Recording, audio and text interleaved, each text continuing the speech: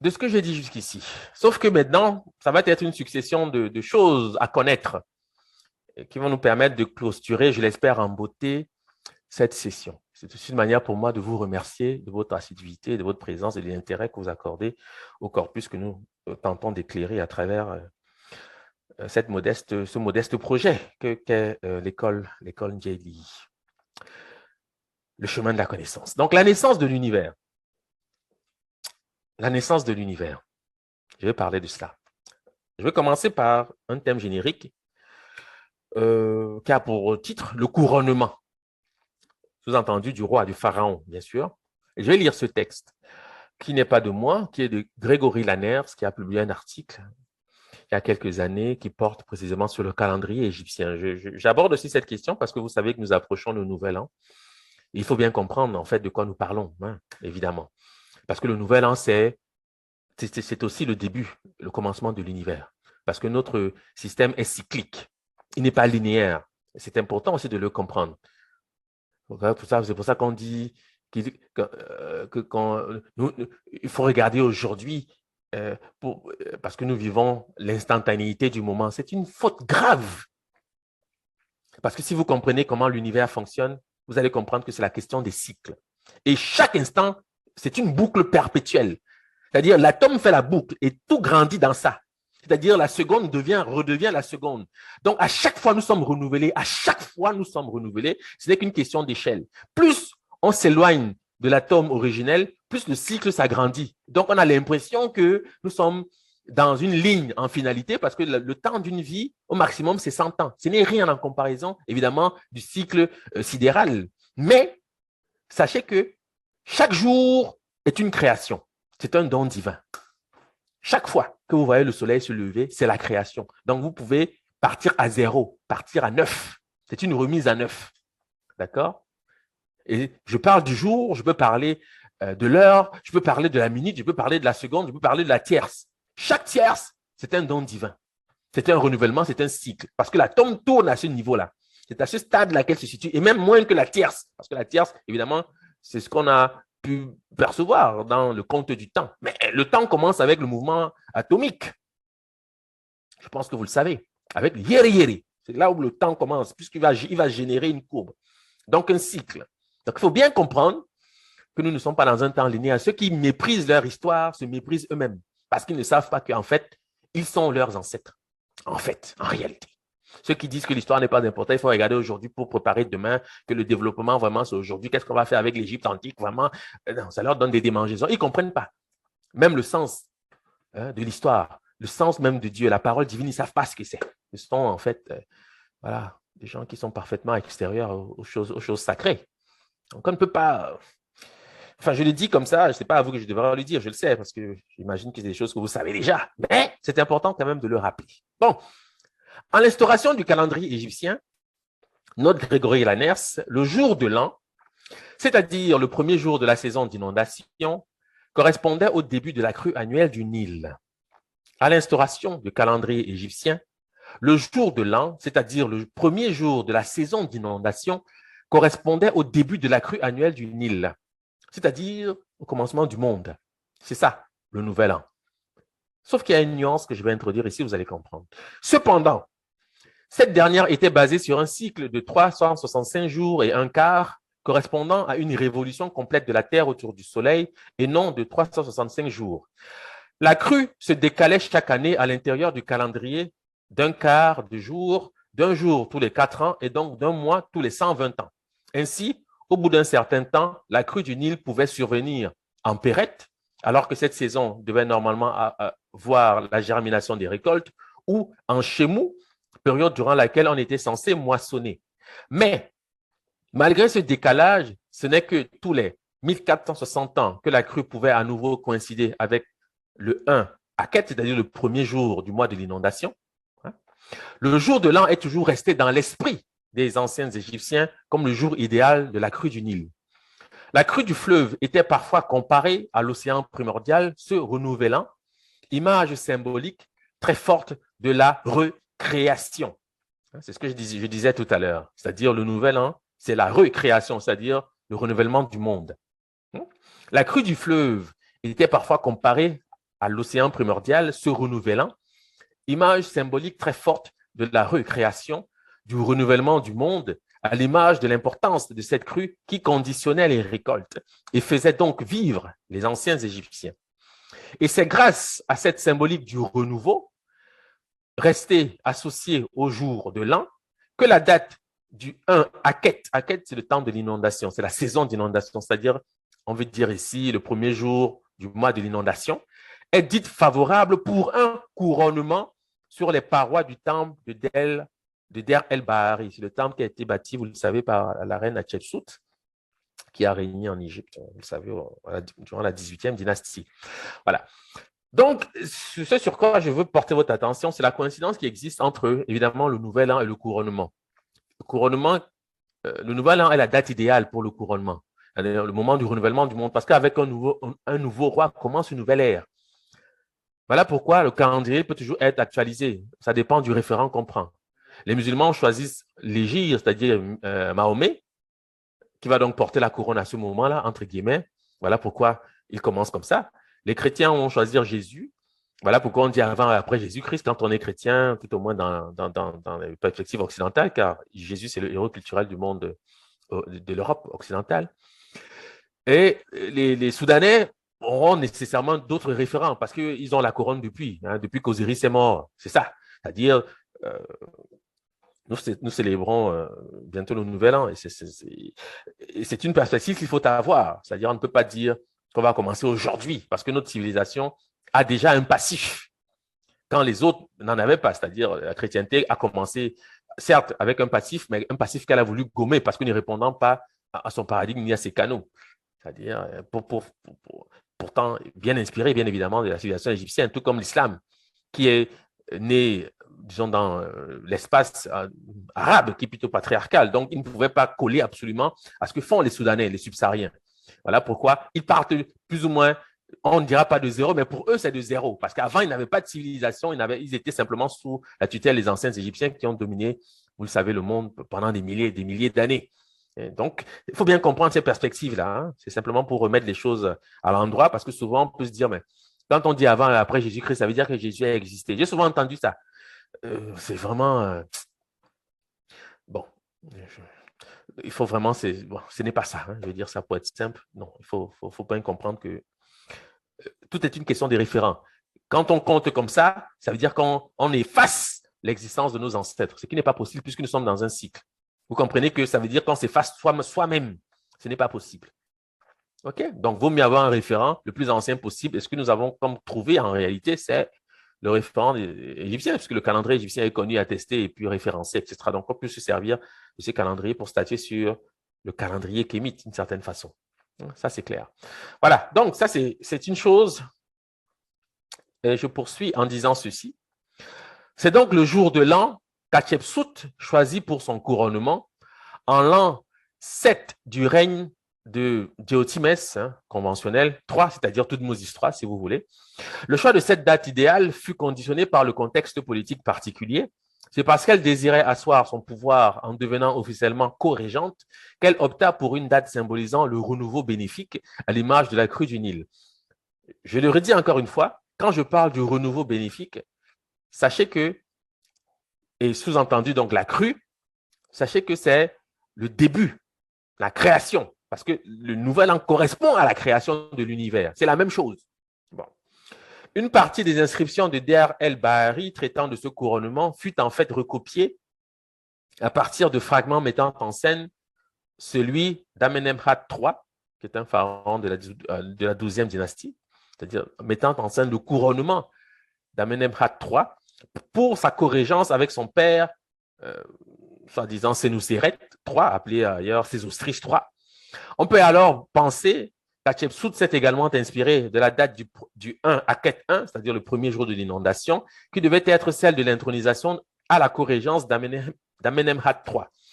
Certains pensent même que le 1 Aket 1, c'est-à-dire le premier jour de l'inondation, fut utilisé comme date d'intronisation à la corrégence durant toute la 12e dynastie à laquelle appartient notamment Sésostris III, par exemple, et Amenemhat, par exemple. Okay?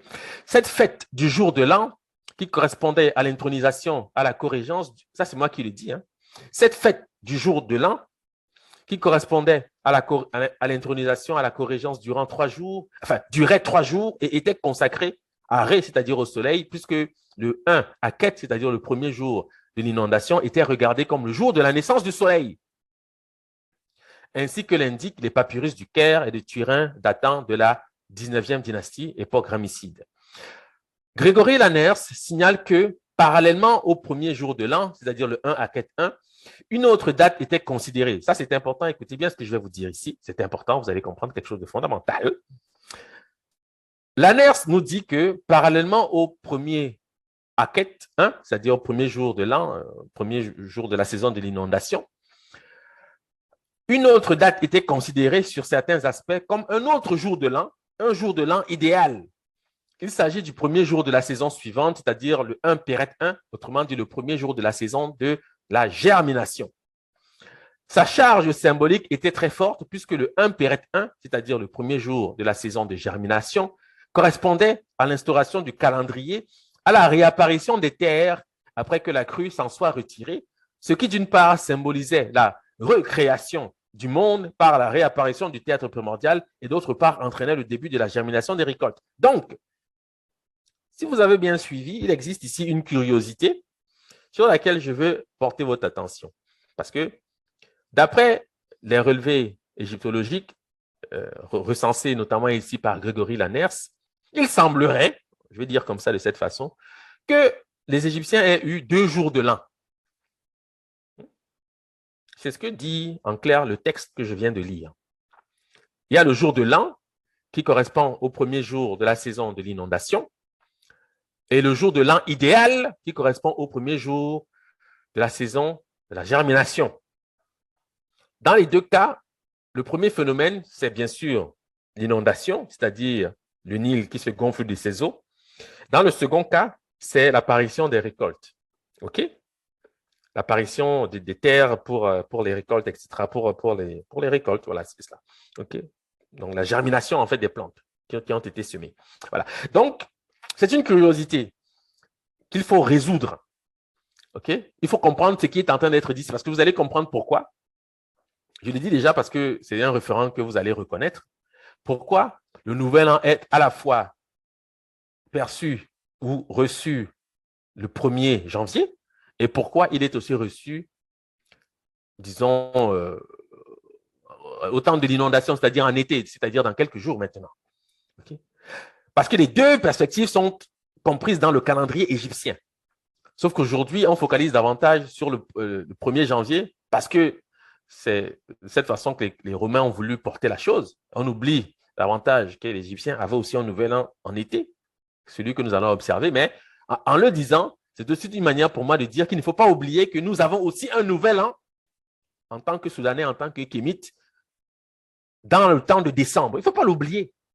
Parce que dans les calendriers égyptiens, il y a les apparences de 2 nouvel an. Mais je vais vous expliquer ce qui se passe en réalité, car c'est la carte sidérale, la carte du ciel qui nous dit exactement ce qui est en train d'être mis ici en perspective. Bon, OK? Bon.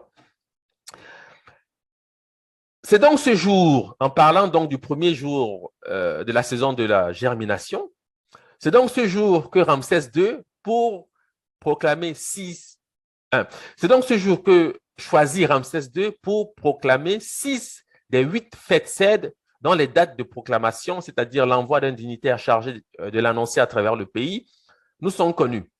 Les fêtes cèdes, véritables fêtes de renouvellement de la royauté, on peut en être autrement, puisque c'est toujours la régénération de la royauté à travers la régénération de l'univers, c'est-à-dire le commencement de l'univers. Eh bien, les fêtes cèdes, véritables fêtes de renouvellement de la royauté, de régénération du pharaon, s'associent donc parfaitement à la symbolique du premier Péret 1, c'est-à-dire du premier jour de la saison de germination. Quant à Ramsès III, les parois de son temple à Médine Abou, en Haute-Égypte, présentent 2 dates pour son couronnement. Le 1 Chémou 26, c'est-à-dire le premier jour, enfin, je vais simplifier, le 26e jour de la saison de la sécheresse, si vous voulez, de la moisson, si vous voulez, qui est effectivement la date de cet événement, mais aussi le 1 Péret 1, c'est-à-dire le premier jour de la saison de germination, qui n'est en fait qu'une date idéalisée, c'est-à-dire la symbolique très forte du jour de l'an idéal. Alors, ce que dit ici la NERS, il apporte donc une précision à ce que j'ai introduit tout à l'heure, c'est-à-dire que même quand le couronnement avait lieu lors d'une date plus ou moins quelconque dans le calendrier, les anciens Égyptiens avaient toujours à cœur de faire coïncider, même symboliquement, le couronnement du nouveau roi avec une date idéalisée, c'est-à-dire le premier jour de la saison de germination. Ceci pourquoi? Pour une raison simple, c'est qu'on ne peut jamais savoir a priori quand le pharaon va décéder. C'est-à-dire le pharaon régnant, on ne peut pas savoir. Et or, c'est quand il décède que, évidemment, le nouveau couronnement est observé. Sauf que on le faisait certainement immédiatement après le décès du pharaon régnant, mais on le refaisait encore une fois de manière tout aussi grandiose lors du jour lors de cette date idéalisée, c'est-à-dire le premier jour de la saison de germination, qui correspond plus ou moins à décembre, janvier. Hein. Voilà, vous allez comprendre pourquoi je dis ça. Okay. Et donc, c'est important d'avoir ces deux perspectives. C'est-à-dire, le couronnement, d'après les textes d'Hatchepsout, peut avoir lieu le premier jour de la saison de l'inondation ou, d'après les textes des Ramsides, le premier jour de la saison de germination, sachant que l'un dans l'autre, eh bien, ce n'est pas tout à fait à la même époque dans l'année. Sauf que on va comprendre pourquoi la chose est faite de cette façon. Vous avez ici à l'image donc le nom égyptien des différentes saisons. Ça, c'est simplement pour information. Vous avez donc l'inondation, la germination et la chaleur, c'est-à-dire Aket, Péret et Shemou. C'est ainsi que c'est translittéré. Ce sont des termes conventionnels. Ce ne sont pas des mots qui existent tels quels dans les langues. Nous connaissons ces mots dans les langues. Je vais simplement insister sur ce qui est important aujourd'hui, mais sachez qu'il n'y a pas de mystère de ce point de vue. Mais j'utilise ces formes parce que c'est celles-là que vous rencontrez dans les ouvrages de vulgarisation. On va vous dire Aket, on va vous dire Péret, on va vous dire Shemou. D'accord? Inondation, germination, chaleur. Ce sont les 3 saisons du calendrier égyptien. OK? Bon. Alors, pourquoi je dis tout ceci? Je vais insister sur un élément fondamental que je vais introduire de la manière suivante. La saison de l'inondation qui débute l'année égyptienne comporte 2 temps qu'il convient de distinguer pour plus de clarté. Donc, je dis, la saison de l'inondation, c'est-à-dire l'époque dans laquelle nous sommes en ce moment, la saison de l'inondation qui débute l'année égyptienne comporte 2 temps qu'il convient de distinguer pour plus de clarté. La crue, d'une part, et le débordement, d'autre part. Ce n'est pas la même chose. Bon, pourquoi? Je vais convoquer un auteur qui s'appelle Louis Lebois. Louis Lebois signale que la crue commence à Assouan, c'est-à-dire en Haute-Égypte, environ 5 jours avant le solstice d'été, dans la nuit du 16 au 17 juin, que les Arabes appellent la nuit de la goutte, parce que, d'après la légende, c'est une goutte tombée du ciel qui fait gonfler le fleuve.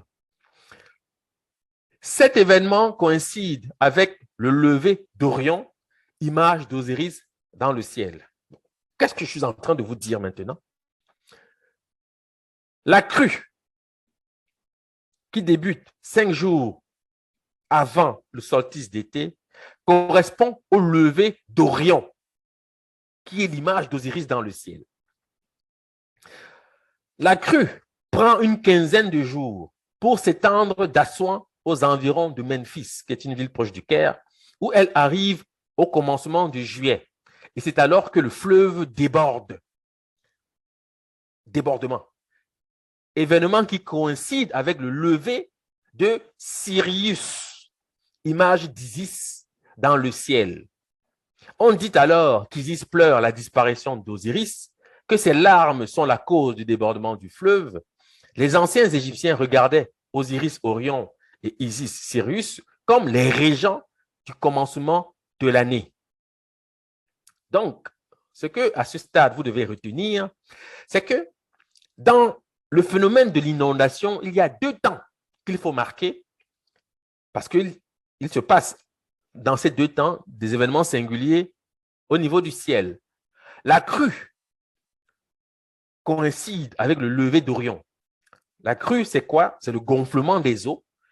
Et le débordement, c'est-à-dire lorsque les eaux sortent du lit du fleuve, correspond au lever de Sirius, 15 jours plus tard. Okay? Sauf que généralement, on parle davantage du débordement. Ça, je sais que vous le savez. C'est-à-dire que quand on dit que le lever héliaque de Sirius correspond au début de l'année, on focalise davantage sur l'idée de débordement, qui est évidemment lié à l'inondation. Mais on oublie souvent qu'avant, il y a d'abord le lever d'Orion qui correspond à la crue. Et que c'est seulement 15 jours plus tard que le débordement s'observe dans la vallée du Nil. Et ce débordement correspond effectivement au lever héliaque de Sirius. Mais on ne doit pas oublier Orion. Vous allez comprendre pourquoi je dis ça. D'accord? Vous allez comprendre. Bon. Si la chose est claire, je poursuis. Ici, vous avez une représentation que vous connaissez sans doute déjà, parce que je l'ai souvent exposée à d'autres occasions. Une représentation de Sirius et d'Orion.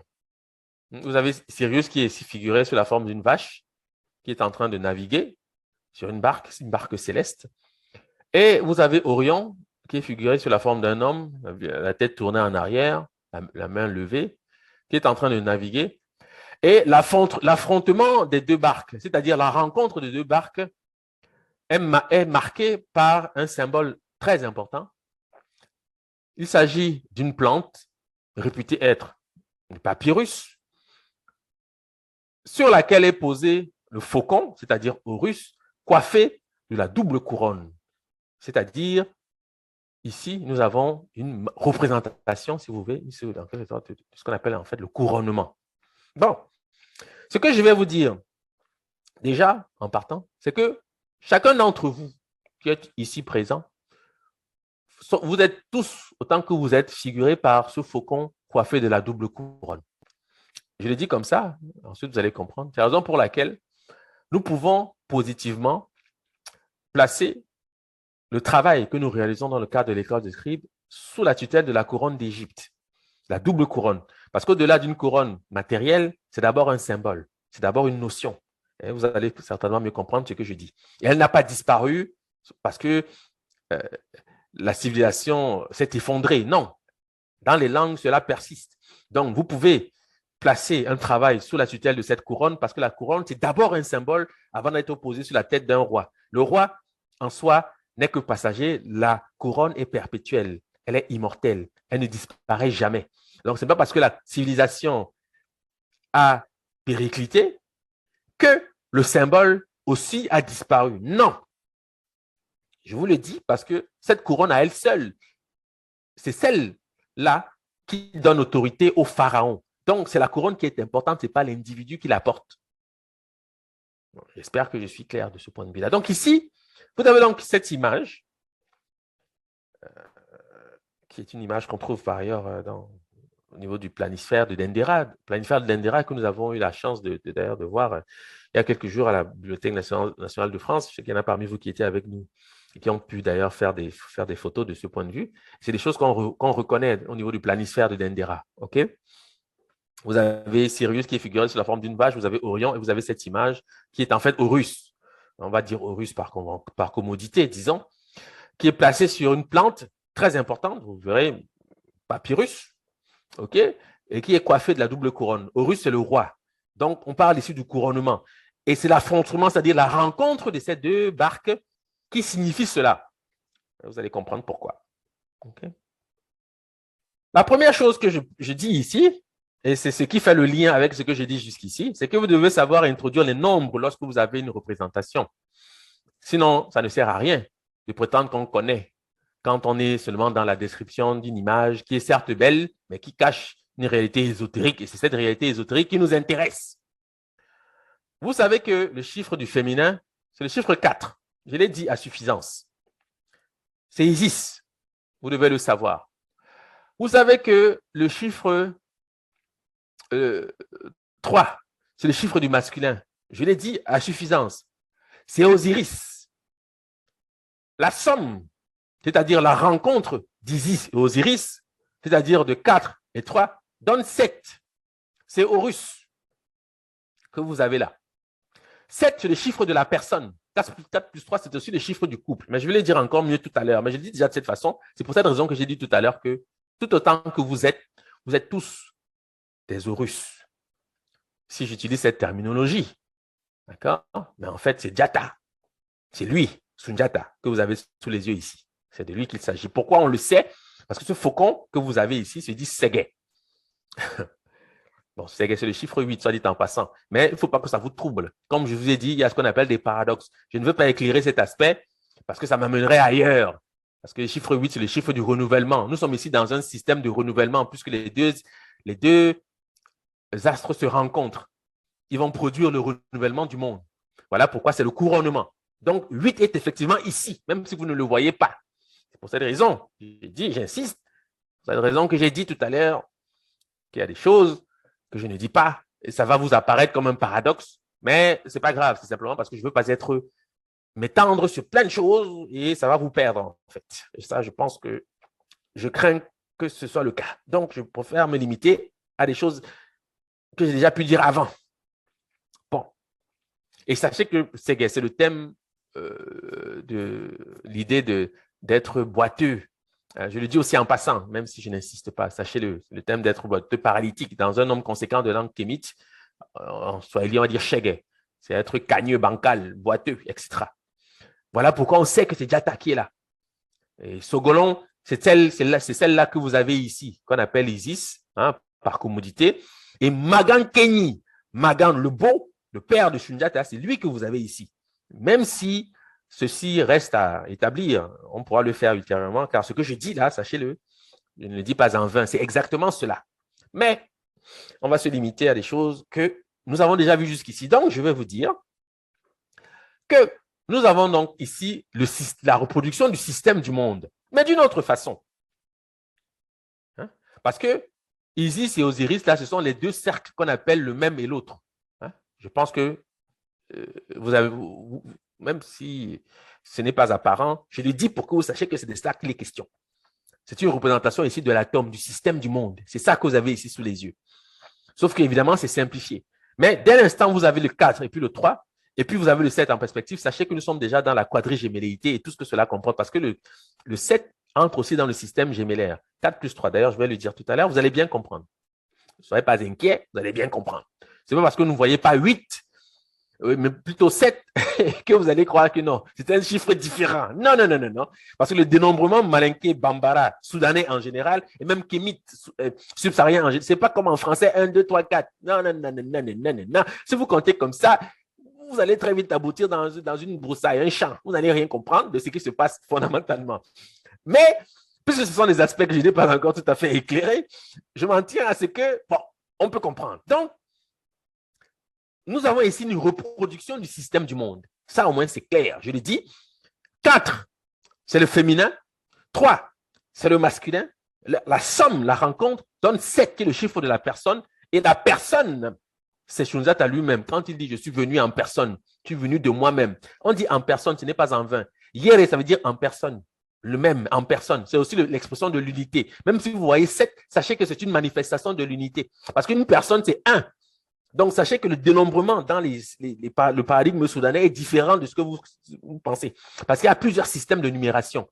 On va vous dire que Kémé, c'est 60, Kémé, c'est 80, Kémé, c'est 100. Vous voyez que ce n'est pas la même chose en français. Mais, du point de vue soudanais, c'est la même chose. Ça dépend de quoi on parle.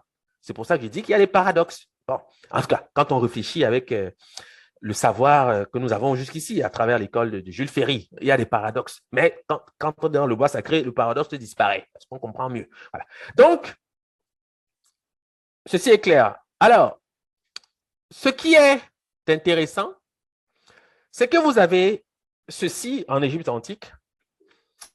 Vous avez une figure qu'on appelle le triangle rectangle qui a été étudiée par Plutarque. Plutarque nous donne des certitudes de ce point de vue. Plutarque dit ceci, et c'est une curiosité, c'est la raison pour laquelle je mets ceci en question. Ce que vous avez à l'image, c'est un extrait d'une communication que j'ai fait il y a quelques mois sur la scène, je crois, Air de Battage, où je parlais d'un ensemble de choses qui se rapportent à la figure d'Horus.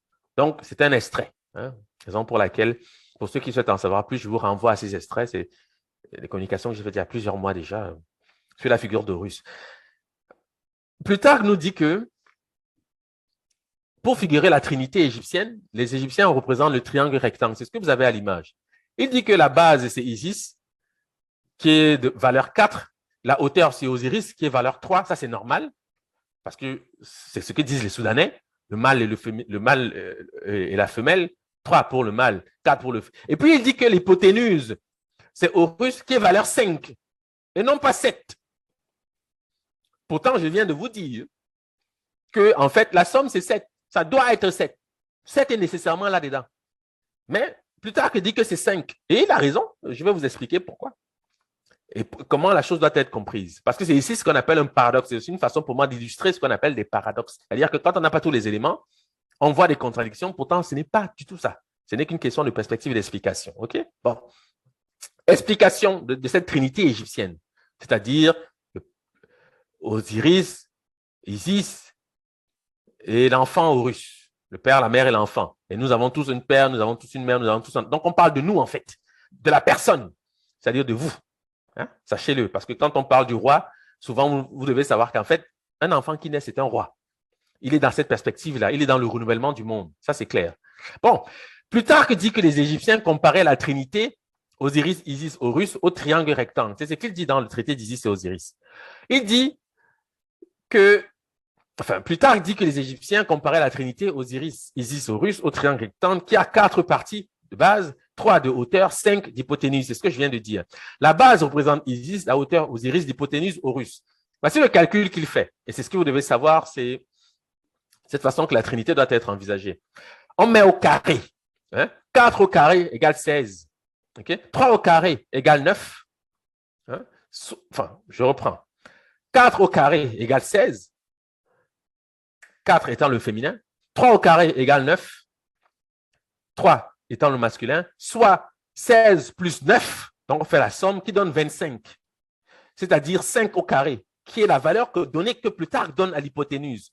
Mais 25, c'est quoi? 25, c'est 2 plus 5 qui est égal à 7. C'est pour ça qu'on sait que c'est le chiffre 7. Est-ce que chacun comprend ce que je dis? Est-ce que c'est clair? S'il vous plaît, vous devez simplement me le dire. Je vais pouvoir avancer là-dessus. Voilà pourquoi Plutarque ne dit pas 5, ne dit pas 7, il dit 5, parce qu'on met au carré quand on calcule. Ça, c'est des règles de toute façon, avec Pythagore, toutes ces choses. Je vous renvoie à vos écoles, au CM2, si vous êtes courageux, vous allez voir tout ça là, parce qu'on met au carré pour comprendre. Mais en fait, quand on atteint 25, c'est 5 au carré. Voilà pourquoi Plutarque dit 5. Mais en fait, 25, c'est quoi? C'est 2 plus 5, c'est égal à 7. Donc, en réalité, c'est 7, même si on dit 5. Et dans le calcul, c'est effectivement 5. OK? Bon, je vois que vous avez compris. C'est parfait. J'espère que vous parlez vraiment pour tout le monde. Parce que quand je vais vous dire ça, maintenant, vous allez savoir pourquoi. Parce que si vous dites ça à un mathématicien, que non, l'hypoténuse, c'est 7, il va dire c'est faux. Il va vous dire que c'est faux. Parce qu'il n'a pas la perspective religieuse, spirituelle, il ne sait pas ça. Il ne sait pas qu'en fait, c'est le chiffre de la personne. L'hypoténuse, là, c'est le chiffre de la personne. C'est vous et moi. La somme du père et de la mère. Et c'est le monde organisé. OK? C'est le monde organisé. C'est Horus. Bon. OK. Donc, c'est comme ça qu'on atteint le chiffre 7. Je voulais quand même le dire. Voilà pourquoi, quand on représente Sirius et puis Orion, on connaît les valeurs, évidemment. Mais sachez que le roi, c'est le chiffre 7. Même si on dit 5, et on comprend pourquoi on dit 5. Oui? Il fallait que ce soit clair, donc c'est ce que j'ai tenté de clarifier ici. Maintenant, je poursuis avec une note de François Dunant qui nous explique en fait comment, à quoi correspondent les différentes figures d'Isis, d'Horus et d'Osiris. Françoise Dunant nous dit ceci. Isis et Osiris représentent le principe du bien et tout ce qui est bon et beau dans la nature n'existe que par eux. C'est d'ailleurs pour ça qu'on dit Magan Kenyi. Magan Kenyi signifie Magan le beau, je dois vous le dire. C'est le nom que porte le père de Sundiata. Mais c'est une couche supplémentaire que nous mettrons certainement plus tard à l'occasion. Je ne vais pas insister là-dessus aujourd'hui, mais sachez que quand je dis que Orion, c'est Magan Kenyi, je sais pourquoi je le dis. Ce n'est pas juste parce que je souhaite, c'est parce que vous devez savoir que Sundiata, Keita, c'est exactement Horus. Bon, je reprends. Et c'est le début d'une nouvelle ère. Voilà pourquoi on commence aussi l'Empire du Mali de cette façon. C'est une manière aussi d'annoncer une nouvelle ère. Voilà, et un nouveau calendrier. Enfin bref. Ouais. Donc, Isis et Osiris représentent le principe du bien et tout ce qui est bon et beau dans la nature n'existe que par eux. C'est par une même intelligence commune qu'ils régissent ce qui est l'apanage du bien. Le mythe osirien lui-même et l'union d'Isis et Osiris sont interprétés à la fois comme l'imposition de l'ordre à l'univers et l'aspiration de l'âme vers le bien. Cet ordre de l'univers est imposé par les deux cercles concentriques que j'ai décrits depuis tout à l'heure, c'est-à-dire la croix. C'est le principe fondamental auquel vous devez rattacher l'ordre. Ma'at, c'est la croix. Isis représente en effet la matière, nous dit Françoise Dunant, la substance apte à recevoir l'influence et l'empreinte du premier principe, principe de l'intelligence et du bien qui est Osiris. C'est aussi le sexe viril. La matière parce que 4 c'est Nani, c'est le Nun. Donc la source, la matière première qui sert à la fabrication de l'univers. Voilà pourquoi c'est la femme qui porte le bébé. Parce qu'elle a dans son ventre la matière, Nani, 4. D'accord? C'est-à-dire le Nun. Et Nani, c'est aussi le nom de la maman. D'accord? Bon, ça dit en passant. Le produit de leur union, Horus, est le monde organisé, l'image sensible du monde intelligible. Qu'est-ce que ça veut dire en français simple? L'image sensible, c'est-à-dire la matérialisation, donc ce que vous voyez, du monde intelligible, c'est-à-dire des idées, de la pensée. C'est pour cette raison que j'ai souvent insisté sur le fait que vous ne pouvez pas voir se matérialiser quelque chose que vous n'avez pas conçu. Même quand une femme est enceinte, on dit qu'elle a conçu. D'accord? Même quand une femme est enceinte, on dit d'abord qu'elle a conçu, avant que l'enfant n'apparaisse. Parce qu'entre la conception et l'apparition de l'enfant, il peut encore avoir des accidents. D'accord? Donc, c'est bien important de savoir quel est notre paradigme. Il ne faut pas aller comme ça un peu béatement dans les projets des uns et des autres. Des gens qui sont venus vous raconter en Afrique qu'il faut adorer Jésus et puis Mahomet et puis toutes ces choses. C'est bien parce que fondamentalement, on peut le supposer puisque moi, je connais des kémites chrétiens, des kémites musulmans et je sais très bien qu'ils sont parfaitement équilibrés. Ce sont de bonnes personnes. Je pense qu'en le disant, vous pouvez aussi le constater autour de vous. Mais nous parlons ici de la Renaissance. Donc, ce n'est pas une critique un peu facile que je fais. C'est parce que moi, mon travail appelle à un changement qualitatif dans la trajectoire du monde noir. C'est ça que je recherche. Ce n'est pas critiquer pour critiquer ça. Je pense que vous avez compris, ce n'est pas mon objectif. Mais il faut bien savoir que pour un arabe être musulman, c'est normal. C'est comme ça qu'il rentre dans l'histoire. Pour un Européen, être chrétien, c'est normal. C'est comme ça qu'il rentre dans l'histoire. Rome s'est fait de cette façon-là. C'est normal. Mais pour un kémite, être chrétien ou musulman, c'est un problème. On doit se le dire, c'est la vérité. D'accord? Parce qu'on ne rentre pas dans l'histoire de cette façon-là. Nous, on commence l'histoire avec la mort d'Osiris, qui est notre héros culturel. D'accord? Donc, notre religiosité, elle est dans les Bambara, les Malinké, le Kikongo, etc. Tout ce que vous voulez, bref, dans l'univers subsaharien. C'est ça notre religion. Voilà. Et c'est ce que je tente ici d'éclairer. Mais le point sur lequel moi je veux manifester une forme de clarté, image sensible du monde intelligible. Horus, c'est le monde organisé, c'est l'univers. Donc, on doit d'abord concevoir pour voir se matérialiser quelque chose. Ça veut dire que cela suppose un paradigme, une vision du monde. Et cette vision, nous l'avons. D'accord? 7 est la somme de 3 chiffres du masculin et 4 chiffres du féminin et exprime l'union gémellaire entre la masculinité et la féminité constitutive de la personne. Ça, c'est ce que vous devez également savoir. OK? 7 est aussi dans la description de l'union gémellaire parce que en chacun d'entre vous, en chacun d'entre nous, humainement constitués, subsiste une part masculine et une part féminine. D'accord? Sauf qu'elle est dominante ou récessive. Voilà pourquoi nous naissons garçons ou filles. Et voilà pourquoi, pour une nette césure, il y a des rituels, notamment la circoncision, pour ne parler que d'elle. C'est cela. D'accord? 7 est la somme de 3 chiffres du masculin et 4 chiffres du féminin et exprime l'union gémellaire entre la masculinité et la féminité constitutive de la personne. Cette personne, la personne, c'est Horus, c'est Djata, c'est le héros culturel, bref, c'est toutes ces choses qui viennent ensuite dans la description de cette somme. Bon, je poursuis. Je vais maintenant citer un auteur français qui dit quelque chose d'extraordinaire. Il a étudié les nombres Bambara, et voici ce qu'il écrit, il s'appelle Garnier. Okay. Garnier nous dit quoi? Il nous dit, cela peut paraître curieux, mais personne, à ma connaissance, ne sait comment dire 7 en Bambara. Le premier dictionnaire Bambara venu, ou le moindre gamin de Bamako ou de Ségou, sachant un peu de français, vous dira Wurongfla, souvent prononcé Wulongwula. Mais en réalité, si ce terme signifie bien 7, son analyse montre qu'il veut dire exactement le deuxième 6. C'est la raison pour laquelle je vous ai dit parfois, il faut faire attention. Quand on compte en français, c'est simple. Quand on compte en Bambara Malinké, ce n'est pas simple. Parce qu'il y a des paradoxes dans le dénombrement. Voilà pourquoi en égyptien pharaonique, les nombres que vous voyez peuvent correspondre à une autre réalité dans le décompte normal que nous connaissons. Ça, je dois aussi vous le dire. Quand vous voyez écrire, par exemple, le chiffre 8 en égyptien pharaonique, il peut parfaitement être le chiffre 4, le chiffre 3, le chiffre 5 dans le dénombrement que vous connaissez, dans les langues que vous parlez. Il faut vraiment aussi l'intégrer. Ça, c'est un détail que j'apporte simplement pour votre instruction sur cette question. Bon, je reprends. Cela peut paraître curieux, nous dit Garnier, mais personne, à ma connaissance, ne sait comment dire 7 en Bambara. Le premier dictionnaire Bambara venu, ou le moindre gamin de Bamako ou de Ségou, sachant un peu de français, vous dira Wurongfla, souvent prononcé Wulongwula. Mais en réalité, si ce terme signifie bien 7, son analyse montre qu'il veut dire exactement le deuxième 6. Cela vraisemblablement parce que le chiffre 7, chiffre sacré, ne doit pas être profané par le vulgaire. Voilà ce que nous dit Garnier.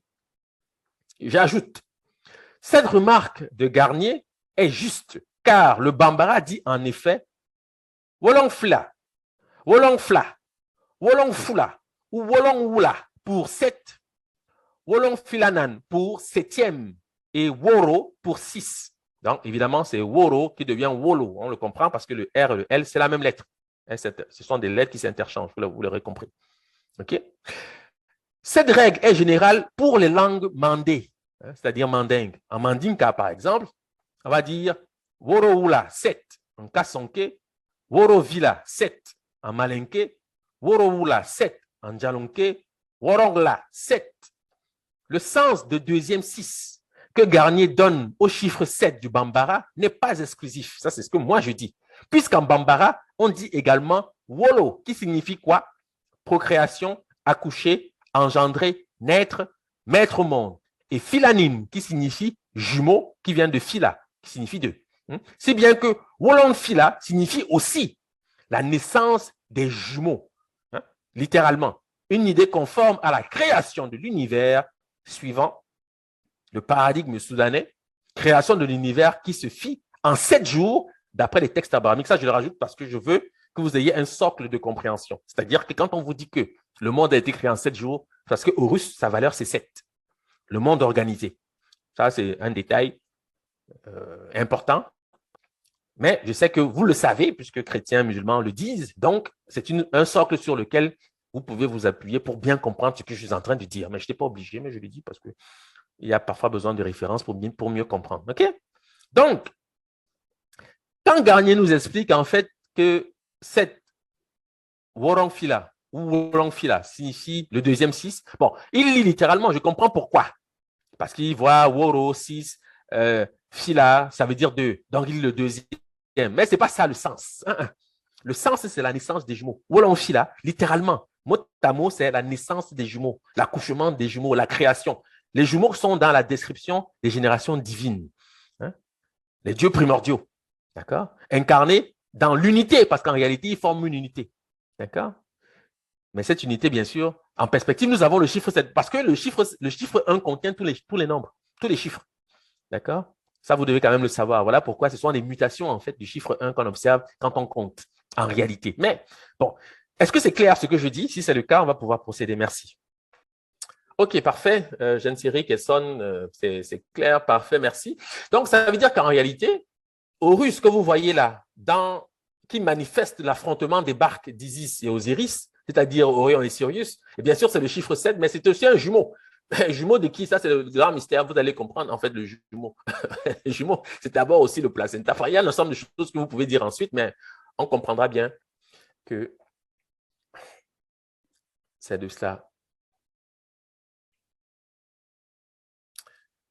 qu'il s'agit.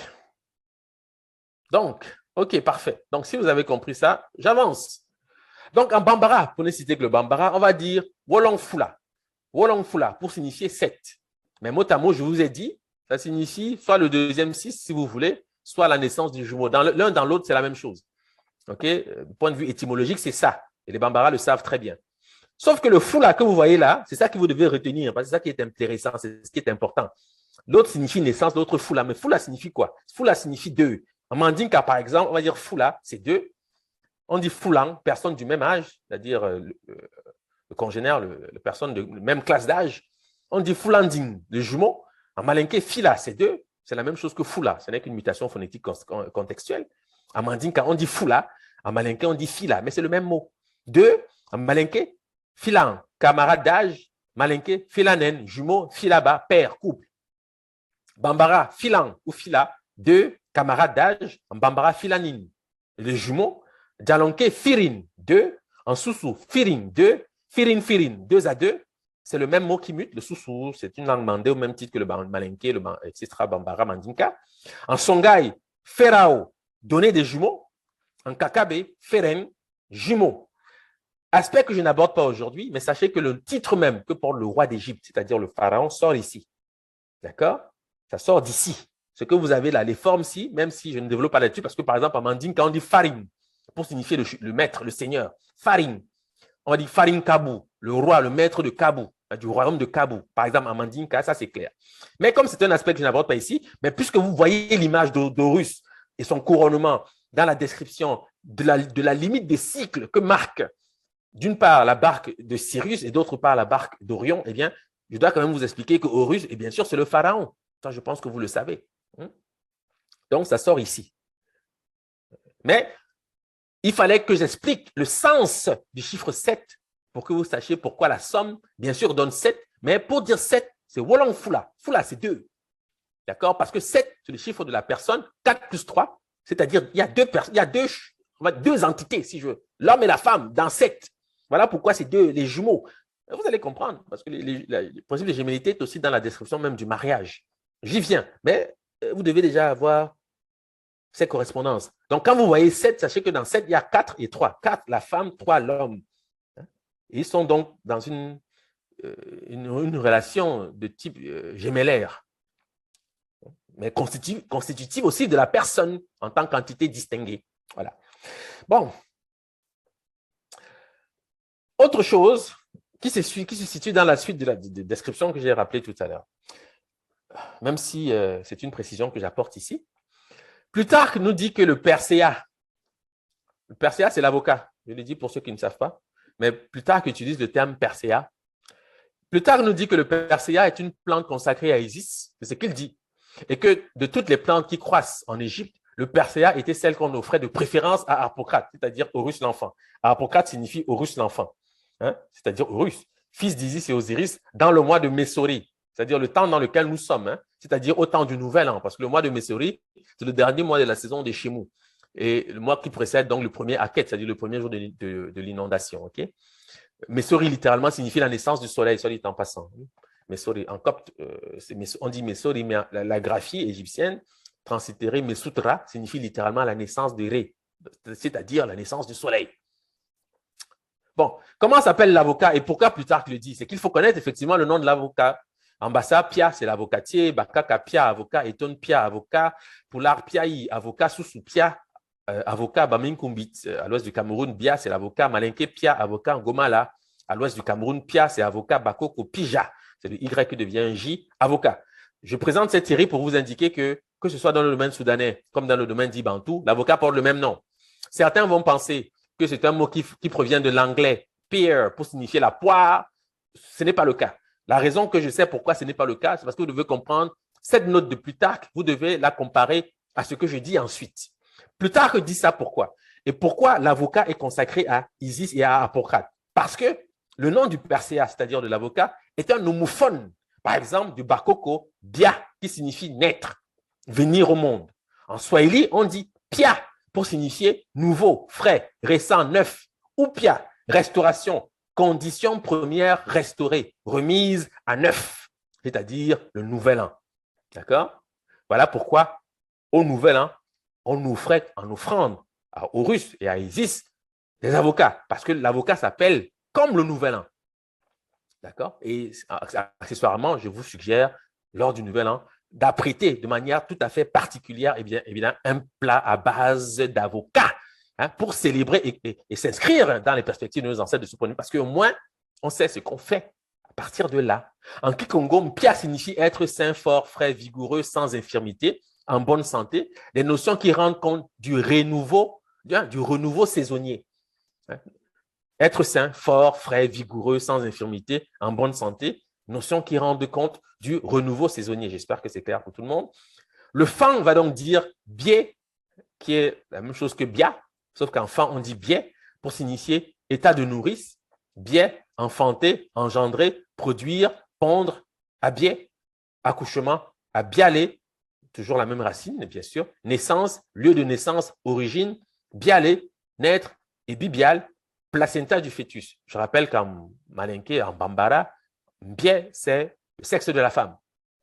Je le dis en passant parce que vous devez savoir pourquoi l'avocat est donc affecté en offrande précisément à Isis. Parce qu'en Bassa, on dit mbé, c'est le sexe de la femme. C'est le même mot. Hein. Malinké, bambara, on dit mbie, c'est la même chose. D'accord? Ça, c'est juste en supplément parce qu'il y a un rapport avec Isis, mais c'est davantage aussi, bien entendu, un thème qui se rapporte à la naissance. D'accord? C'est d'ailleurs ce que dit Sangare ici. Bia, c'est le vagin en bambara malinké, je l'ai dit. Roger dit Bia, venir, arriver en pongwe, évidemment. C'est toujours le thème de la naissance. Bia, c'est la chaise de tabouret en baoulé. Bia, c'est aussi une notion qui se rapporte à l'âme en baoulé. Hein, je le dis parce que je le sais, vous devez le savoir. C'est le siège, le trône royal, c'est Bia. C'est le tabouret enfin le tabouret sacré du roi. C'est effectivement le nom qu'il porte. Effectivement. Et si tu observes, pour être plus complet, ce tabouret est lié au Sankofa, c'est-à-dire au retour, au renouvellement. C'est un symbole qui s'y rapporte. Bon, ça, ce sont des détails qu'on trouve notamment au niveau des Adinkra. Je l'ai dit pour ceux qui connaissent un peu de quoi je parle. Mais si ce n'est pas le cas, ce n'est pas grave. Ce sont des détails. Voilà. Donc, c'est cela. Donc, c'est toujours, évidemment, dans le même sens. Tout part effectivement d'un symbole simple, l'avocat, pour manifester du renouveau. Mais le renouveau saisonnier, à travers les formes que je viens de rappeler, évidemment, ça paraît plus clair. Bon, je poursuis. Voilà, vous devez comprendre que ça ne s'arrête pas là. Et je vais vous expliquer maintenant ce que c'est que le solstice et pourquoi il y a 2 nouvel an en Égypte. OK? Je vais vous expliquer ça. Le Fang à Bialé, naissance, est l'équivalent du Sukuma, Biala, enfanté, langue bantou, du Lunga, Lungwa, Viala, enfanté, langue bantou. En Bassa, on dit Gwal. Sachez que c'est la même racine, c'est le même mot qui mute. Pour dire accoucher, Gwalé, placenta, Kishamba, Ngwali, jeune fille, vierge, c'est-à-dire la déesse elle-même. En Swahili, Mwali, mutation phonétique, c'est toujours la même racine, j'espère que vous suivez. Jeune fille, vierge. En Eton, au Cameroun, on va dire Wali, naître, et Wali, la naissance. Sachant que l'Eton et le Fang sont des langues apparentées, parce que ce sont des langues dites bétis, hein, parce que le Fang et l'Eton sont très proches. Ils se comprennent mutuellement. Sauf qu'en Fang, on dit Abialé, en Eton, on dit Ewali, mais c'est le même mot, parce que ce sont les mêmes langues en réalité. Au Cameroun, c'est le cas. Ceux qui sont ici de ces régions le comprendront certainement mieux, mais je l'ai dit peut-être pour ceux qui ne savent pas. OK? Donc, en Eton, on dit Wali, naître, et Wali, naissance, bagirmien. Awal va donc signifier le début, le commencement, le début de l'année, bien sûr. En Swahili, on dit Awali, le commencement, le début. Dangaliat, Awile, avant, en premier, qui est accessoirement l'expression du premier principe. Dès l'instant où vous avez l'idée de premier, sachez que c'est le chiffre 1 de toute façon. Les Arabes empruntent ce mot pour dire Awali, qui signifie premier, fondamental. En Bambara, c'est Wolo. Donc, je reviens. Wolo, accoucher, en malinké, Wolo, naître. Donc, Wolonfula, etc. Wolonwula pour signifier 7. Je n'y reviendrai pas, mais sachez que c'est inclus là-dedans. Enfant, Abiale naissance est homophone de abiele qui signifie arrestation, saisie. De biele qui signifie être saisi, arrêté. On dit par exemple, mort à vague biele, c'est-à-dire l'homme a été arrêté. Tout comme en bassa, c'est la même relation. On va dire gual pour dire accoucher et guel pour dire saisir, tenir, attraper, arrêter, freiner, qui donne maguela, arrestation, et nguela, arrestation. Cette homophonie renseigne sur les deux solstices, celui d'été qui correspond au début de la saison de l'inondation et celui d'hiver qui correspond ou qui renvoie à la saison de la germination, car de fait, le mot solstice signifie quoi? Signifie littéralement l'arrestation du soleil, du latin solstitium, qui signifie, enfin, constitué de sol, soleil, et sistere, qui signifie arrêter, retenir. Le solstice donne lieu à l'épisode mythique du piège de Seth. Ça, je complète parce que vous devez savoir que c'est un élément qui entre en perspective aussi dans le piège fabriqué par Seth pour piéger Osiris. Enfin, bref, ce sont des choses que vous connaissez déjà. Je ne vais pas nécessairement y revenir. Mais sachez que le solstice est dans cette description. Comme il y a deux solstices, il y a deux nouvel an. Écoutez bien ce que je dis. Comme il y a deux solstices, ça veut dire qu'il y a deux renouveaux. Donc, il y a deux nouvel an. Raison pour laquelle le couronnement pouvait avoir lieu en été ou, entre guillemets, en hiver. C'est-à-dire le premier de Péret ou le premier d'Aket. À cause des deux solstices. Parce que le solstice, c'est l'arrestation du soleil. Le solstice marque une limite. Hein? L'expression de la limite des cycles. Hein? Vous devez le savoir. Voilà pourquoi les Égyptiens, couramment, pouvaient concevoir le fait qu'il y ait deux nouvelles ans. Sauf que le calendrier grégorien qui succède au calendrier julien va donc s'orienter vers le mois de décembre parce que le phénomène est de cette manière évidemment marqué dans l'univers, dans les régions européennes éventuellement. Quand le calendrier kémite admet les deux dates, puisqu'en Égypte antique, eh bien, ils avaient parfaitement conscience que le premier Péret aussi était un temps, même le jour de l'an idéal. On parle ici donc du solstice de décembre. OK? C'est-à-dire les fêtes qui suivent, c'est-à-dire le 25 décembre, etc., le nouvel an qui se joue donc à cette époque. Est-ce que c'est clair ici, s'il vous plaît? Prière simplement de bien le comprendre. Si c'est compris, me l'indiquer, car pour moi, c'est important que vous ayez ceci en perspective, car il faut savoir réintégrer en fait le calendrier tel qu'il a été perçu et conçu par nos ancêtres.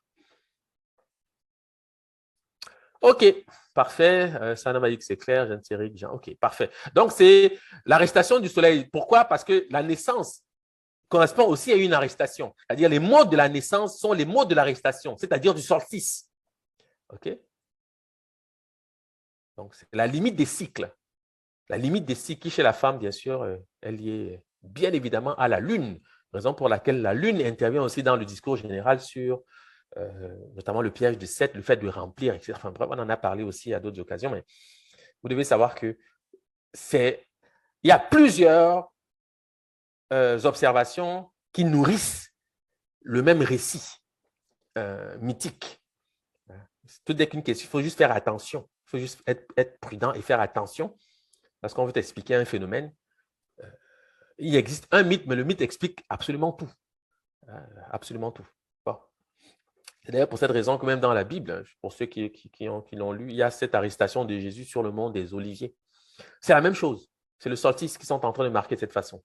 L'arrestation de Jésus, ils jouent là-dessus parce qu'ils savent très bien qu'évidemment, il faut évidemment que la chose paraisse de cette façon, car dans les langues subsahariennes elles-mêmes, on avait déjà ceci en perspective. Donc, c'était quelque chose qui était joué dans le théâtre sacré. Le théâtre sacré des sociétés initiatiques soudanaises. Évidemment, ils connaissent cela. OK?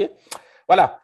C'est aussi la raison pour laquelle on arrête le roi quand on veut l'introniser. Tout ceci est logique de ce point de vue-là. On va donc arrêter le roi parce qu'il faut que ce soit joué de cette manière, car c'est toujours un solstice qui est le temps idéal pour le couronnement, pour l'intronisation. Tout cela s'explique aussi du point de vue de la ritualité, car il faut simplement être attentif. Voilà. Donc, je poursuis avec le chiffre 7, Wolongfula, en rappelant maintenant la relation intime que ce chiffre entretient avec la saison de la germination, qui est plutôt liée évidemment à, entre guillemets, l'hiver, c'est-à-dire la période du solstice du mois de décembre. Okay? Werner Michel rapproche l'Égyptien. Alors, ce verbe péret qui est la forme conventionnelle, je l'ai dit de cette façon, a le sens, vient d'un verbe qui signifie sortir. Et c'est ce verbe que je reprends ici, d'après le dictionnaire étymologique de la langue copte qui a été publié par Werner Wichil en 1983. OK?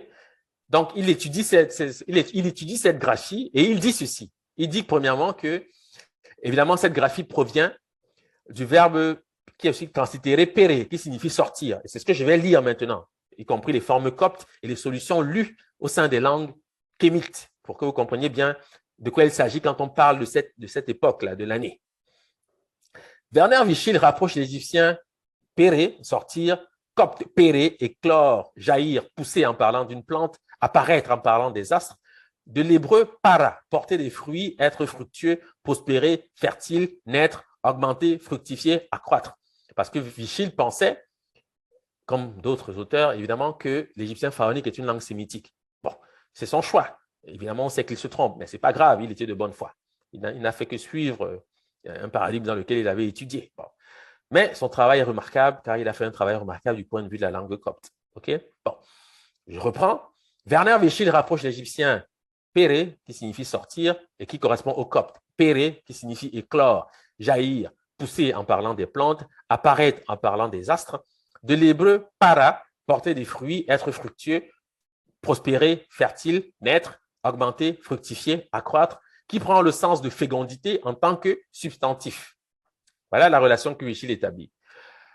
Une relation à laquelle le même Wichil joint le gaze ferré, pluriel fériaque, qui signifie fruit, fleur, fleurir, offrande. Pourquoi? À cause de la germination. Je l'ai dit peut-être pour ceux qui perdent le fil.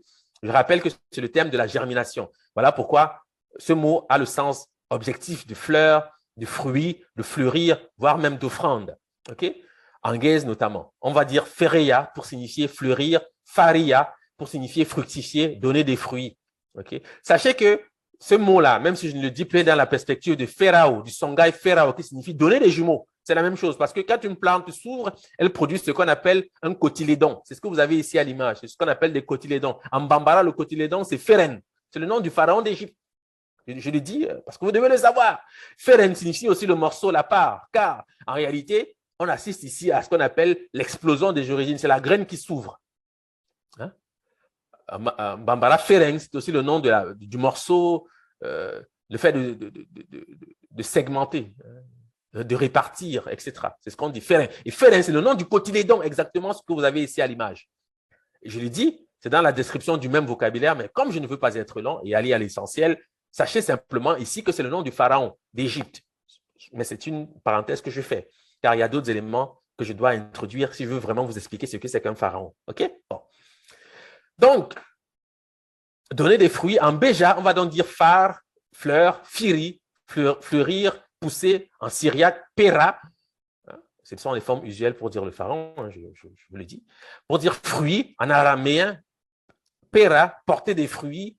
En hébreu, péri, fruit. En phénicien, père, le fruit. En aoussa, fourré, fleur. Hein, c'est ce que fait Wichil. Alors, Wichil, et ça, c'est moi qui le dis, il oublie, parce que je suppose qu'il a de bonne foi, il oublie de mentionner le bambara ferré, fleur. C'est exactement de la même série. Sauf que puisque lui, il a les yeux tournés vers le monde sémitique, il n'a pas vu que le Soudan dit déjà le mot et que ce n'est qu'un emprunt ensuite qui passe dans les langues sémitiques. Parce qu'en bambara, pour signifier la fleur, c'est ferré. En malinké, c'est la même chose, ferré, fleur. C'est la structure efficace pour lire, soi-disant, l'éclosion, la germination, etc. OK? En Pounou, nous avons donc des variantes. En Pounou, nous avons des variantes, notamment Fula, parce que la structure phonétique est respectée. Le F, bien sûr, c'est toujours le F. Le R va devenir un L, parce que dans les langues subsahariennes, le R et le L sont interchangeables. Et bien sûr, les syllabes peuvent changer, peuvent muter, car les racines sont toujours consonantiques. Voilà pourquoi on sait que le bambara ferré devient Fula, fleurir, en Pounou notamment. Mais Fula, c'est deux. Dans les langues soudanaises, en Mandinka notamment, je viens de le rappeler, d'où Wolong Fula, la naissance des jumeaux. J'espère que c'est clair, que vous arrivez à suivre. Bon, mais je vais poursuivre, ensuite je vais revenir s'il y a des difficultés. Je dis, Wichil oublie de mentionner le bambara ferré, fleur, le malinké ferré, fleur, le pounou, Fula, fleurir, le lari, ou le ladi, si vous voulez, le lari, ce qui est du Kikongo, Foulou, fleurir ou fleur, c'est la même chose, hein? Ce sont les mêmes mots. En Teke, Fula, c'est fleurir.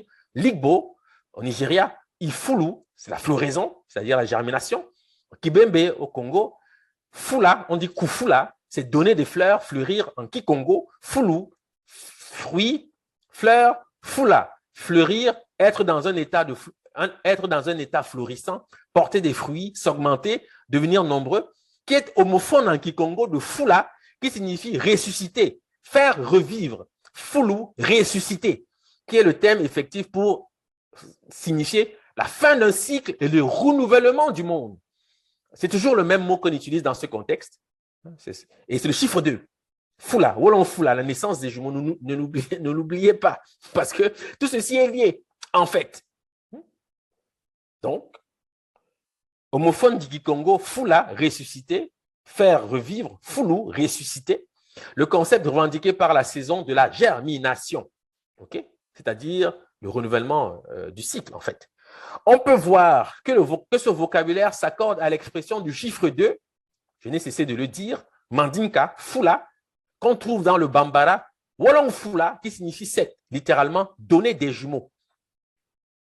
Ce chiffre 7, c'est Horus, ne l'oubliez pas, qui est dans la description de l'ensemble de ce vocabulaire qui conduit à la figure même du roi d'Égypte qu'on appelle le pharaon par commodité.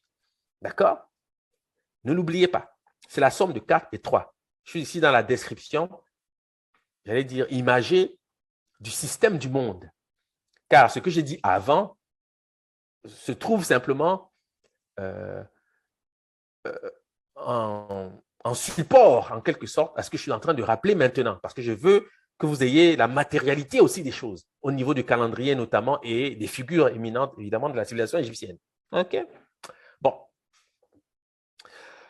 La rencontre entre Osiris, Orion et Isis, Sirius marque la limite des cycles. Ça, c'est clair. C'est la raison pour laquelle vous avez cette distribution, c'est-à-dire les deux barques qui se rencontrent. Ça veut dire la fin, la limite des cycles et le renouvellement. D'où Segin, 8, qui signifie retourner, revenir. C'est la posture qu'adopte d'ailleurs Orion pour bien le signifier. Il tourne la tête, il salue. D'accord? C'est pour signifier le retour, etc. Segin en bambara, malinké, c'est 8. OK? C'est aussi le nom de cet oiseau qu'on appelle le faucon, l'épervier, etc., le milan. Okay? Donc, la rencontre entre Osiris, Orion et Isis, Sirius marque la limite des cycles et le renouveau symbolisé par la plante. Cette plante que vous voyez là, je n'en parlerai pas beaucoup, mais sachez qu'elle est dans la description de l'idée de fleurir, etc. Pourquoi? Parce que son sens objectif en égyptien pharaonique, c'est être vert, reverdir. Donc, dans la description de la germination. Sauf que je ne vais pas aller dans ce détail et je ne veux même pas lire la graphie parce que ça va nous amener encore ailleurs. Je veux rester cohérent par rapport à ce que vous savez déjà. Bon, je reprends. La rencontre entre Osiris, Orion et Isis, Sirius marque la limite des cycles et le renouveau symbolisé par la plante sur laquelle est placé le faucon Horus coiffé de la double couronne qui est appelée Pshent par les égyptologues. Une image que nous rapprochons du symbolisme qui se rattache au couronnement du roi d'Égypte, ordinairement associé au premier jour de la saison de l'inondation. La tige de papyrus est un hiéroglyphe qui représente le renouveau saisonnier. C'est son sens. C'est son sens. La signification de ce signe est connue d'après les graphies suivantes. Ici, je présente donc deux graphies qui reprennent ce signe pour signifier être vert, reverdir. C'est bien important que vous ayez en perspective. C'est la raison pour laquelle les êtres du début sont toujours représentés verts, y compris chez les Dogons. On va vous dire qu'ils étaient verts à cause de cela. Parce que on insiste aussi davantage sur les plantes qui poussent spontanément. Qui viennent d'elles-mêmes, notamment le papyrus et bien d'autres plantes en Afrique subsaharienne, qui ont donc cette charge. Voilà pourquoi cet objet devient un sceptre dans les mains d'Isis. Isis qui est net, dont le nom signifie littéralement « je suis venu de moi-même ». Nyerenana, on en a souvent parlé. Nyerenana, je suis venu de moi-même. C'est parce que les plantes, comme le papyrus, poussent spontanément. Voilà pourquoi elles ont sollicité donc l'intérêt de nos ancêtres de ce point de vue-là. Sauf que je ne vais pas lire cette graphie. C'est effectif, mais je ne vais pas le faire parce que ça va nous mener ailleurs. Je voulais juste vous expliquer le symbolisme qui se rattache à cette plante. Le symbolisme en question, c'est le renouveau saisonnier. Et la rencontre d'Isis et Horus, d'Isis et Osiris, c'est-à-dire de Sirius et Orion, signifie la limite des cycles. Autrement dit, le début de l'année. Voilà pourquoi ils sont appelés les régents du commencement de l'année. OK? Bon, je poursuis maintenant. Dans la suite de ce que vous savez déjà, le mot Fula, que j'ai maintes fois rappelé, et qui signifie deux, notamment en mandinka.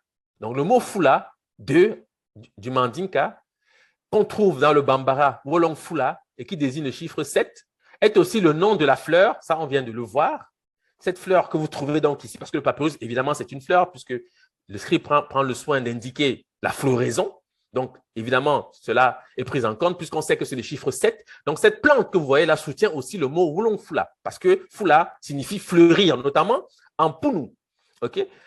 Fula, fleurir en Lari, Fulu, fleur en Teke, Fula, fleurir en Igbo, et Fulu, floraison en Kikongo, Fulu, fruit, Fula, fleurir, et se trouve être lié à la figure du forgeron. Maintenant, je vais personnifier le personnage que vous avez là, qu'on appelle Horus. C'est un forgeron. Pourquoi? Parce que le même mot signifie forger. En Chiluba, on dit Fula, c'est forger, qui donne le mot Mfudi, le forgeron. Bemba, Kafula, c'est le forgeron. En Swahili, Mfua, qui est une variante de Fula, qui signifie forgeron. En Shona, Mfura, c'est le verbe forger. D'où Mufuri, le forgeron.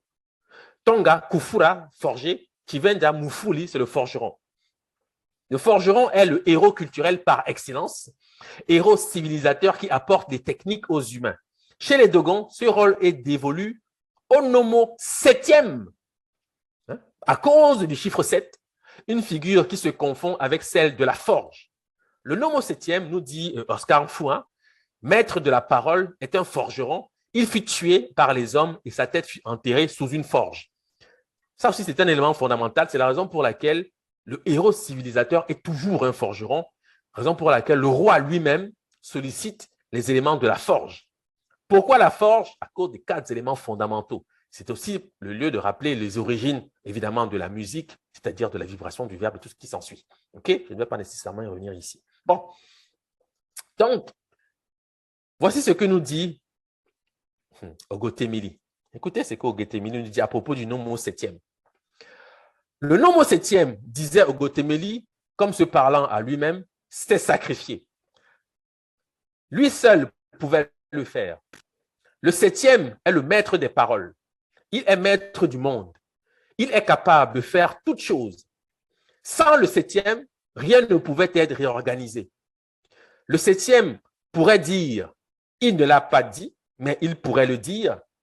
La chose que je faisais, le travail que je travaillais, la parole que je parlais, c'est Kuma Inedegada Bebadou, c'est-à-dire ma tête est tombée à cause des hommes pour les sauver.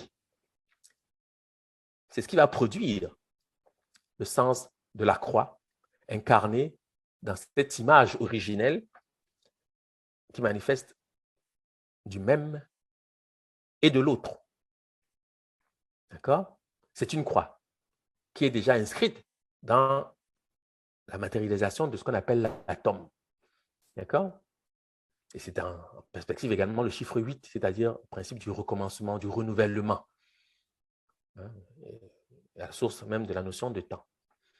Ma tête est tombée à cause des hommes pour les sauver. À la suite de cela, j'ai même envie d'ajouter Amen. Mais pas dans le sens que vous croyez, car je sais que c'est le nom d'Ama. D'accord? Car c'est une parole extrêmement forte. Ça, je dois vous le dire. Ça, c'est ce qu'on appelle les paroles de victoire. D'accord? Kuma inedegada bebadou. Ma tête est tombée à cause des hommes pour les sauver. Si ce n'est pas la source qui va produire le personnage biblique de Jésus, je ne sais pas ce qu'on peut me dire à la suite de cela. C'est exactement de cela qu'il s'agit. C'est le nomo septième, le chiffre 7. Parce que le septième, bien sûr, c'est Osiris, le premier pharaon d'Égypte. Je dois quand même le dire, ce n'est pas parce que vous voyez Horus, là, vous allez me dire, non, mais c'est Horus que je vois, ce n'est pas Osiris. Non, n'oubliez pas, Osiris est le premier roi de l'Égypte. Donc, il est le nomo septième. Il s'est sacrifié pour que nous puissions vivre. D'accord? Il ne pouvait que le faire. Il est le seul qui était dans cette description et qui pouvait donc assumer le sacrifice. OK? Je poursuis avec d'autres aspects qui rejoignent cette scène que vous avez donc sur les parois du temple de Dendera. En zoulou, on va dire Fula, qui signifie cette fois rassembler, ramasser. En Ewondo, on dit Efulan, qui signifie ressemblance, principe de gémelléité. Sachez que c'est le chiffre 7, Wolong Fula. Même si je ne le dis plus, J'espère que vous l'avez déjà entendu. C'est le chiffre 2, Fula. Voilà pourquoi en Ewondo, on va dire Efoulan. Efoulan, c'est une langue du Cameroun, sud Cameroun, qui signifie ressemblance, union, assemblage. Donc, à la fois ressemblance et assemblage. Hein? C'est ce qu'ils font. Sirius et Orion. Ils se mettent ensemble pour produire le monde organisé, c'est-à-dire Horus. Je dis ceci en commentaire, car c'est quelque chose qui m'avait frappé à l'époque où je le comprenais. Mon propre aïeul maternel, c'est-à-dire l'ancêtre du côté maternel, était maître des cérémonies d'Efoulan Meyong. C'est pour vous dire que ça existe. On dit Efoulan Meyong, cérémonie qui rassemblait périodiquement les clans apparentés et alliés. Le Fan va dire Fula pour signifier mélanger, réunir. Maître pêle-mêle. On dira par exemple Fula man vom mbore, réunir les choses au même endroit. Mam monsieur ma Fula, toutes les choses se réunissent. Mfula, mélanger. Le verbe Fula doit être rapproché du Loma, langue mandingue. Fulu, épouser. Ligbi, Furu, épouser. Bambara, Furu, mariage, qui donne Furunyogon, le conjoint. D'accord? C'est ce que vous avez ici représenté. L'homme et la femme et le produit de leur union qui est l'enfant, qu'on appelle donc accessoirement Horus par commodité. L'institution du mariage est déjà inscrite même dans la description de ce qu'on appelle l'atome. Ah, ça, vous devez le savoir. OK? Dans la description de ce qu'on appelle le monde visible, le monde invisible, dans toutes ces choses qui soutiennent en fait toute la religiosité des peuples kémites. Voilà pourquoi le mariage est sacré. D'accord? Est-ce que ce que je dis est clair, s'il vous plaît? Merci de me le signifier. Ça me permet d'avancer pour la conclusion. OK, Sana m'a dit que c'est clair. Donc, c'est le même mot. Hein? Voilà pourquoi c'est le chiffre 2, la dualité. Bien sûr, on est d'accord, c'est le chiffre 2, c'est la dualité. Mais quand on dit Oulong Fula pour signifier 7, vous voyez que le décompte kémite est un peu plus sophistiqué. Ce n'est pas aussi évident qu'on pense. Ce n'est pas 1, 2, 3, 4, et puis on croit qu'on est un savant. Non. Non. Non. D'accord? C'est un peu plus compliqué. Voilà pourquoi j'ai dit parfois, en apparence, vous aurez des paradoxes, mais vous devez savoir que quand au fond, quand on vous explique, vous comprenez. Ça, c'est clair. Quand on dit Efoulan Meyong, je le dis Meyong veut dire la tribu, l'ethnie, la race. D'accord? Donc, ici se tient ce qu'on appelle la Sanankunya, évidemment, même si je ne le dis pas, parce que vous avez 44, c'est-à-dire 8. Si vous avez 44, c'est à 8, c'est ce qu'on appelle Sematawi. Somante signifie 8. Somante, c'est ça qu'on appelle Sematawi. Somante signifie 8 dans les langues éthiopiques. Somante, c'est 8. D'accord? Donc, je le sais, même si je ne le dis pas, sachez que c'est déjà ça, la Samatawi, c'est dans l'atome. D'accord? Et évidemment, le mariage, il contribue, le mariage est sacré pour ces raisons-là.